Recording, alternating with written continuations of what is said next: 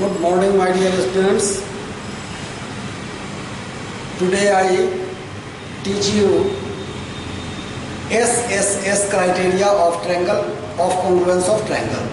SSS means side, side, side.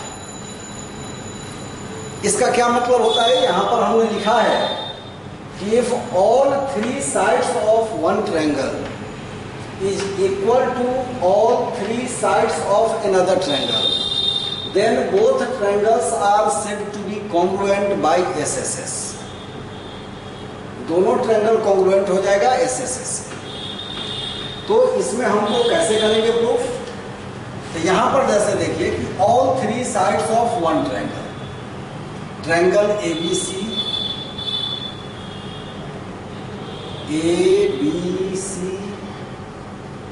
और एक दूसरा ट्रायंगल है DEF। इसको देखिए, एक ट्रायंगल है ABC और दूसरा ट्रायंगल है DEF। इसमें क्या हुआ कि AB इक्वल टू DE के है, BC इक्वल टू EF है and AC equal to DF है। ठीक है। All three sides of one triangle is equal to corresponding all three sides of another triangle, then both triangles are said to be similar। तो ये दोनों triangle similar होगा, ये आपको proof करना है। मतलब यदि हमको पूछा जाए कि गिवन में क्या है, तो आप कहेंगे कि in triangle ABC and triangle DEF, AB equal to DE, BC equal to EF and AC equal to DF। तो प्रूफ क्या करना है? Proof that triangle ABC congruent triangle DEF। अब हमने आपको क्या कहा था कि यदि दोनों ट्रायंगल को कॉन्ग्रुएंट करना है तो किस थ्योरम से, किस एक्सम की सहायता से? SAS मतलब साइड एंगल साइड, और यहाँ तो SSS है। तीनों साइड केवल हमको मालूम है, एंगल के बारे में पता ही नहीं है कि एंगल क्या है। कोई भी एंगल बराबर है या नहीं है ऐसा कुछ पता नहीं। तो क्या करेंगे कि किसी न किसी एक एंगल को हमको कॉरस्पॉन्डिंग एंगल को इक्वल करना होगा, चाहे A को कर दे, चाहे B को कर दे, चाहे A को D से कर दे, B को E से कर दे, किसी से कर दे। जैसे कॉरस्पॉन्डिंग एंगल, तो एंगल A का एंगल D हो जाएगा, तो A को D से कर दे, या B को E से कर दे, या C को F से कर दे। किसी एक कॉरस्पॉन्डिंग एंगल को यदि हम इक्वल कर देते हैं तो ये S से कॉन्ग्रुएंट हो जाएगा। लेकिन ऐसा तो गिवन में है नहीं। तो अब हम लोग क्या कर रहे हैं कि इसके लिए कंस्ट्रक्शन करने जा रहे हैं। तो कंस्ट्रक्ट क्या कर रहे हैं कि देखिए, कंस्ट्रक्शन में draw another triangle EGF such that angle ABC बराबर angle GEF and angle ACB equal to angle GFE and join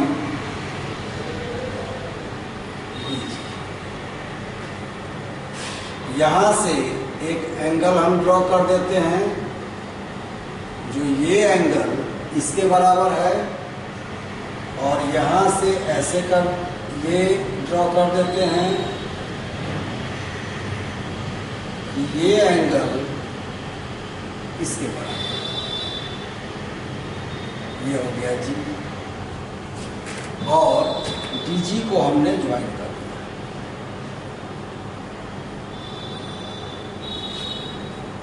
ठीक है, अब हम प्रूफ में समझ गए इसको, कंस्ट्रक्शन को। कंस्ट्रक्शन में हमने क्या किया कि एंगल बी के बराबर एंगल ई GEF और एंगल सी के बराबर एंगल GFE, ये एंगल ड्रॉ किए, दोनों मिल गया कहाँ पर, तो जी पर। जी से डी को ज्वाइन करवा दिए। अब आप देखिए कि यहाँ पर ट्रायंगल जो बन रहा है इसमें एंगल बी बराबर एंगल ई के हो गया, ठीक है। तो अब इस ट्रायंगल को ABC को और GEF को, इस दोनों को हम कॉन्ग्रुएंट करते हैं। तो प्रूफ में लिखेंगे in triangle ABC and triangle GEF। यहां पर क्या लिखवाया गया, तो angle ABC equal to angle GEF by construction होगा। ABC equal to EF given, और angle ACB equal to angle GFE, ये भी by construction. So triangle ABC congruent triangle GEF by ASA। हम लोग प्रूफ कर चुके हैं ASA को, हो जाएगा ASA से दोनों ट्रायंगल कॉन्ग्रुएंट हो गया। ट्रायंगल ABC और ट्रायंगल GEF को आपने कॉन्ग्रुएंट कर दिया। अब इससे हमको क्या मिला, hence AB equal to GE,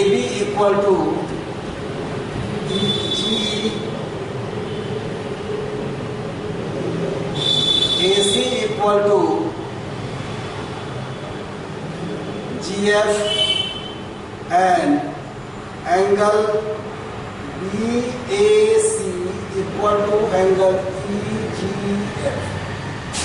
ये हमको बाय CPCT मिल गया। इसको ध्यान में रखना है कि हमको मिला क्या क्या। AB बराबर GE के मिल गया, AC बराबर GF के मिल गया, और BAC बराबर EGF के हो गया। क्यों, तो ट्रायंगल ABC GEF के कॉन्ग्रुएंट हो गया। अब हम जब ये इसके कॉन्ग्रुएंट हो गया तो अब हम ऐसा कह सकते हैं कि AB, अब यहां देखिए कि in triangle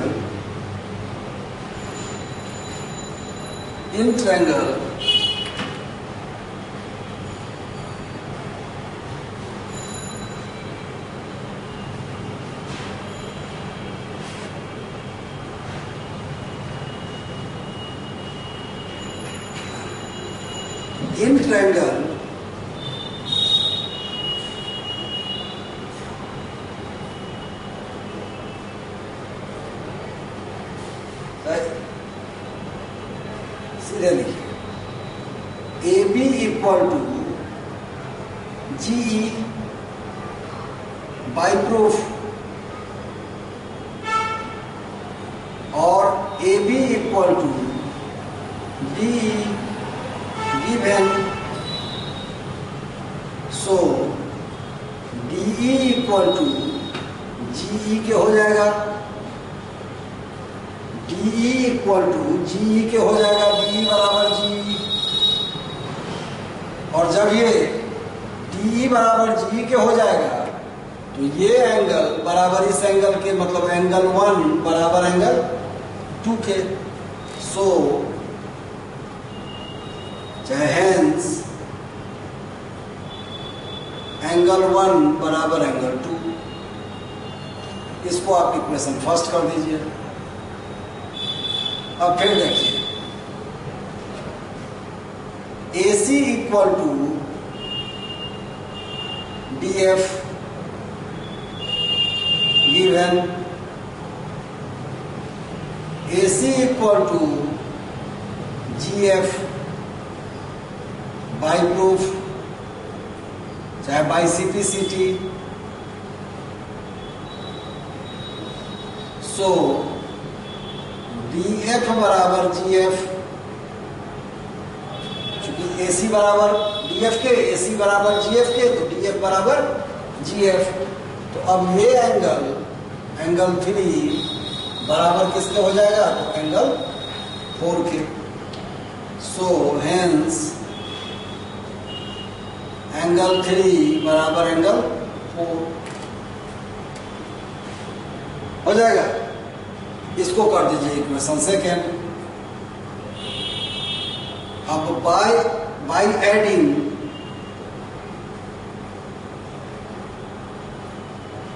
equation first and second, angle 1 plus angle 3 बराबर एंगल 2 प्लस एंगल 4।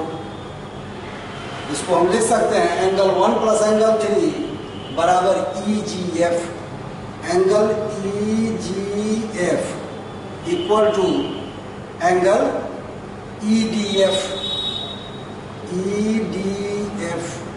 ये हो गया है आपका इक्वेशन थर्ड, और इक्वेशन थर्ड हो गया। अब हम ऐसा लिख सकते हैं, यहां देखिए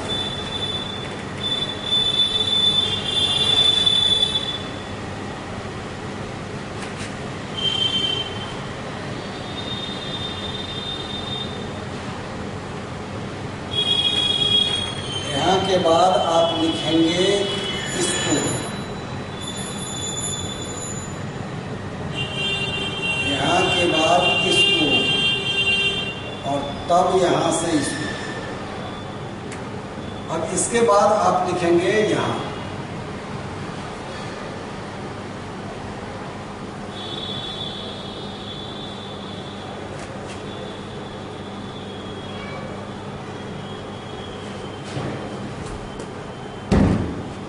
now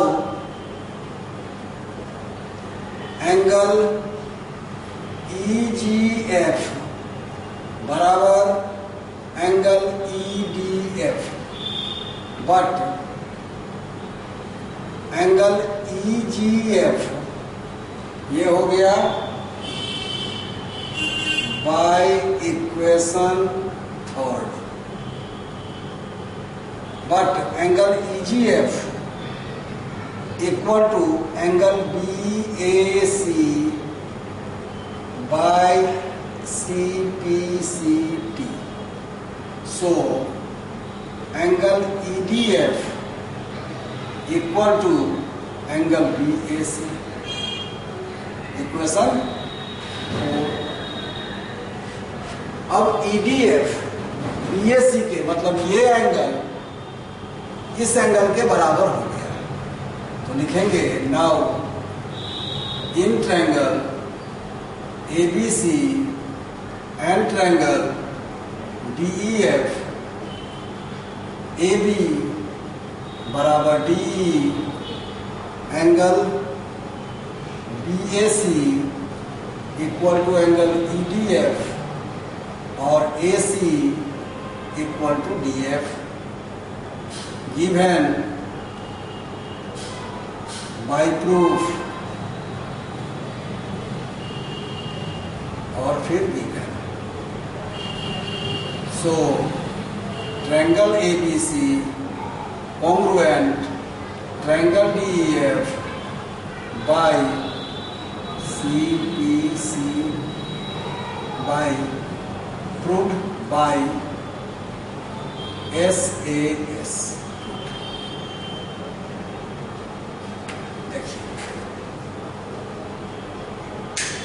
सबसे पहले हमने क्या किया, इसको एक बार फिर समझ लीजिए। सबसे पहले हमने ट्रायंगल ABC और DEF दो ट्रायंगल था, इस तरह से AB बराबर DE के, BC बराबर EF के और AC बराबर DF। इसमें हमको प्रूफ करना था कि दोनों ट्रायंगल कॉन्ग्रुएंट होगा।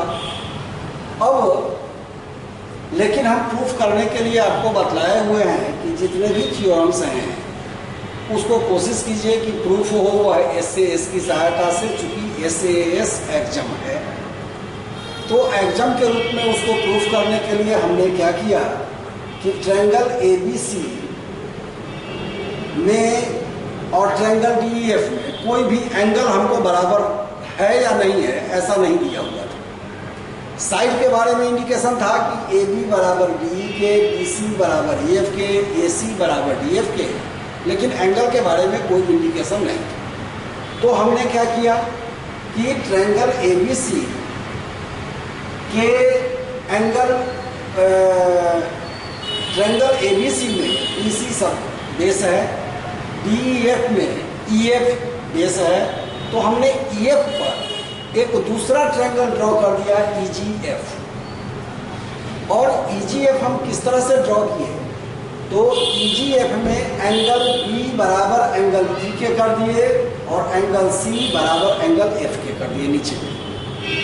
EGF जो ट्रायंगल बना है उसमें एंगल E एंगल B के बराबर और एंगल G एंगल F के बराबर हमने कर दिया, एंगल C एंगल F के बराबर कर दिया। अब ये दोनों पॉइंट जहां पर मिला G पर, इसको हम D से मिला दें। ये हमारा कंस्ट्रक्शन था। अब प्रूफ में तो इस ट्रायंगल को और इस ट्रायंगल को GEF को, ट्रायंगल ABC और ट्रायंगल GEF दोनों को हमने कॉन्ग्रुएंट कर दिया।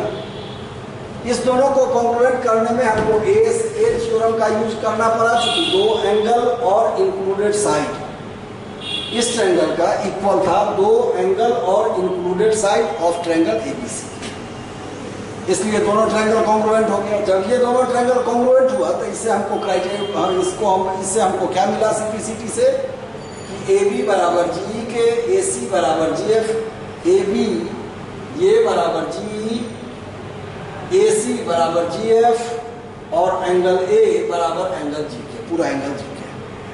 ये तीन चीज हमको मिल गया। अब इसी को हम लेके यहाँ आ गए कि AB बराबर GE के हमको मिला बाई प्रूफ चाहे बाई CPCT। यहाँ पर बाई प्रूफ लिखिए, प्रूफ किए हैं उससे मिला है, चाहे बाई CPCT कर दीजिए, क्योंकि CPCT में आपने प्रूफ किया है वो आपको मिला है। AB बराबर GE बाई CPCT। लेकिन AB बराबर DE हमको पहले से गिवन में है, गिवन में था।